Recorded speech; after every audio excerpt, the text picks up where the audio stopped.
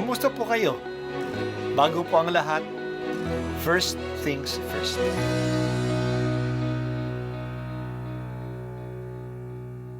Good morning po. Sinisimulan po natin ngayon ang first things first. At dito po, tinatalakay natin sa unang bahagi ng umaga natin ay ang first readings na binabasa po sa banal na misa. Ito pong tinatalakay natin kasi madalas po kasi marami na tayong alam tungkol sa gospel readings. Pero konti po ang nagsasalita sa first readings.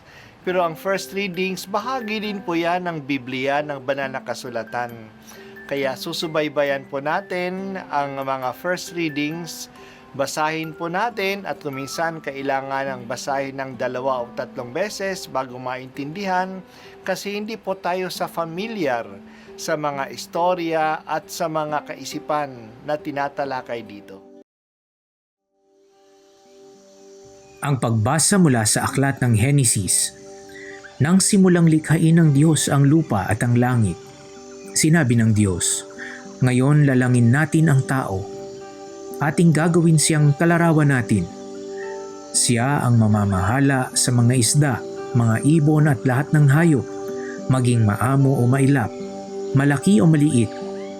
Nilalang nga ng Diyos ang tao ayon sa kaniyang larawan. Lumalang siya ng isang lalaki at isang babae, at sila'y pinagpala. Wika niya, magpakarami kayo at punuin ng inyong mga supling ang buong daigdig, at pamahalaan ito. Binibigyan ko kayo ng kapangyarihan sa mga isda, sa mga ibon at sa lahat ng maiilap na hayop, maging malalaki o maliliit. Bibigyan ko rin kayo ng lahat ng uri ng butil at mga bungang kahoy na inyong makakain. Ang lahat ng halamang luntian ay ibibigay ko naman sa maiilap na hayop, malaki man o maliit, at sa lahat ng mga ibon. At ito nga ang nangyari. Pinagmasdan ng Diyos ang lahat niyang ginawa at lubos siyang nasiyahan." Ang salita ng Diyos. Salamat sa Diyos.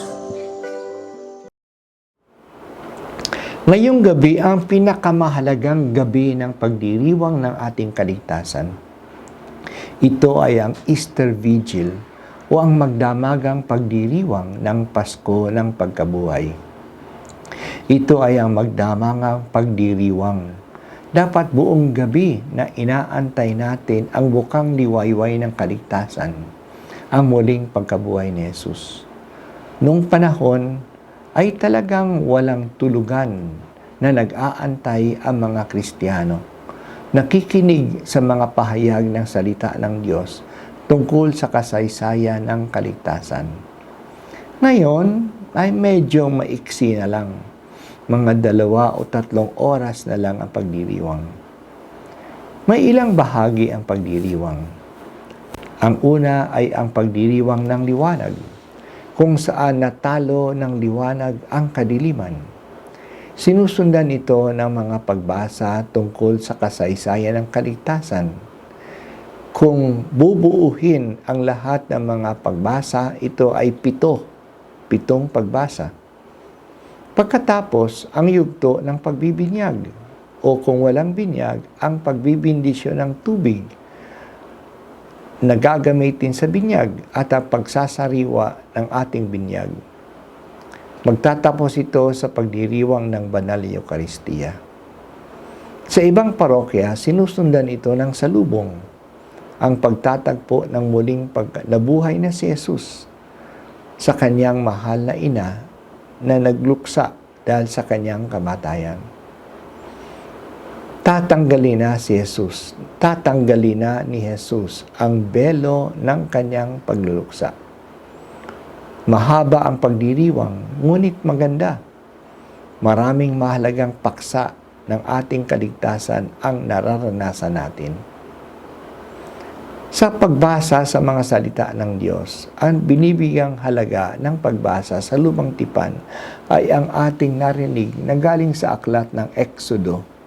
Sinalaysay dito ang pinakakaranasan ng mga Israelita ng kaligtasan, kung paano inilikas sila ni Yahweh mula sa Ehipto at mula sa mga karwahe na mandirigma ng mga Ehipsyano sa dagat na pula.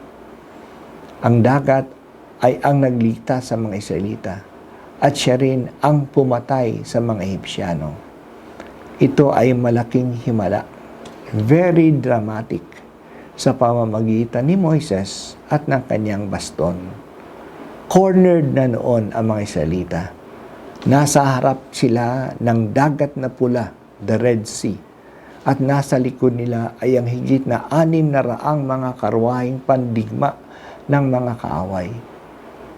Iniligtas sila ng dagat. Nahati ang dagat at nakatawid sila sa gitna nito na hindi man nabasa. Pagkadating nila sa kabila, bumalik ang dagat at nilamon ang mga Ehipsyano na patuloy na humahabol sa kanila. Talagang si Yahweh ay manliligtas. Si Yahweh lang ang makakagawa nito. Ito ring Paskwa ng mga Israelita, ang pagtawid nila sa pagkaalipin papunta sa kaligtasan. Para sa ating mga Kristiyano, ang pinakakaranasan natin ng kaligtasan ay ang muling pagkabuhay ni Jesus. Tumawid si Jesus mula sa kamatayan patungo sa buhay.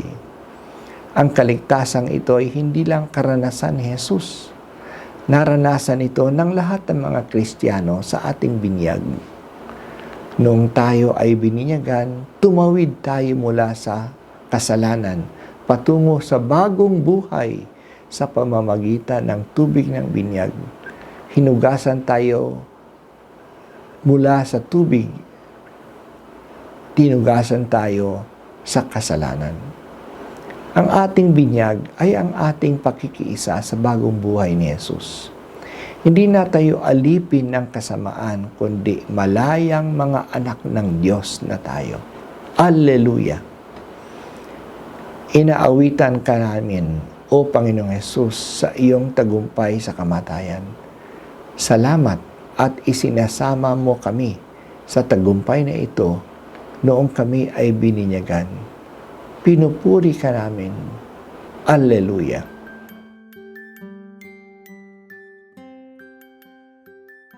At ako po ay si Bishop Broderick Pabilio dito sa First Things First.